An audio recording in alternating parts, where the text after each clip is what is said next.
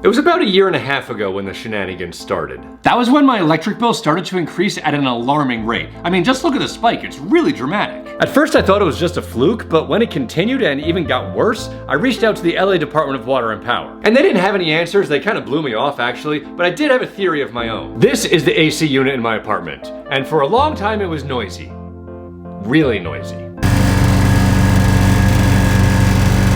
But what's interesting is that it started making noise at the exact same time my bill started going up. You don't need to be Columbo to put this mystery together. Something about my AC must be causing my bill to skyrocket, right? So I reported this to the building manager and he sent an extraordinarily inept man to fix it. How can I call him inept with such confidence, you ask? Because he didn't fix it the first try. And he didn't fix it the second try either. But surely he must have fixed it the third time, right? Wrong. No, it took this man 10 visits to fix the problem. That's right. 10. And side note, that 10th visit was a real doozy, but we'll get to that. But I did follow up with another call to the LA Department of Water and Power, and that's when things got interesting. I spoke to a very friendly man who thought that maybe someone was actually stealing power from me, and he knew just the way to test this theory. Maybe this evening, when it gets dark, go to your meter and flip your meter to the off position, and then look around your building to see if lights went out. Because sometimes, you know, the property owners or somebody will rewire something and then they'll use somebody's meter. Like I said, there's an on and off switch, shut it off, and if you see lights going off that shouldn't be going off, then you know that something is wired to your meter. Huh, that's a very interesting idea. Yeah. Very interesting. Think we might have to do a little investigating. But because why would anything ever be easy? There was a problem. See, my meter is behind a locked gate. I asked the building manager for the combo and he gave me one, but it didn't work. God damn it. Then I called up the people who actually read the meter and they gave me another combo, which also didn't work. God damn it. Then I asked my friend John if he had a pair of bolt cutters I could borrow. Now, a lesser man might have given up here, but not me. No, definitely not me, because this is when I got mad. So I researched how I could pick that damn lock. And wouldn't you know, I found step-by-step instructions. Holy hell, it worked!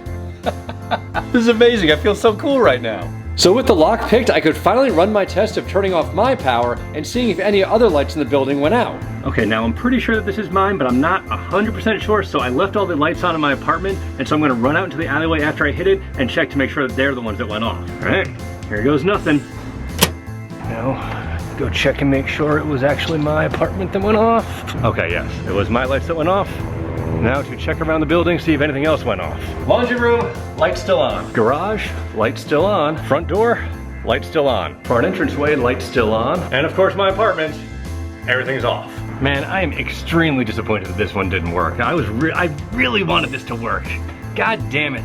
Let's hope my power turns back on now. After that failed, I continued with the dipshit AC technician. Every few weeks he'd come back, swear it was fixed this time, and soon after he left it'd start acting up again. So eventually, out of either frustration or desperation, I called the Department of Water and Power one more time. And after a conversation with a very friendly woman, we decided to run a test. First, I'd turn off the AC, go outside, and look at the spinning wheel on the meter. As you can see, it's spinning fairly quickly. Then I'd go to the fuse box and switch off the AC at the circuit breaker to completely cut off its power supply, go outside again and see if the spinning wheel had slowed down at all. Because if it had, that means the AC was secretly draining power even when it was off. And as you can see, it slowed significantly. I mean, look at them side by side. It's not even close. This, of course, was a major development. It suggests that my AC could have been draining power this entire time and causing my bill to skyrocket. I pleaded with the building manager to please let someone other than the dipshit technician take a look at it, but I didn't get anywhere. It was like talking to a brick wall. But hey, the dipshit technician would have to fix it eventually, right?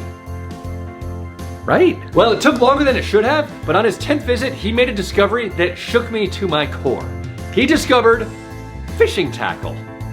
Fishing tackle in my air conditioner. How the hell did fishing tackle get into my air conditioner? I've never been fishing in my entire life, so it's definitely not mine. I mean, were the people here before me storing fishing gear next to the air conditioner? I mean, what the hell? But the crazy thing is, the problem's completely stopped after this. It hasn't made any noise since. And not only that, my bill has returned to pre-fishing tackle levels. I mean, look at it, it's dramatic. Was this entire saga and hundreds of dollars lost really caused by some rogue fishing tackle? Well, yes, it appears it was.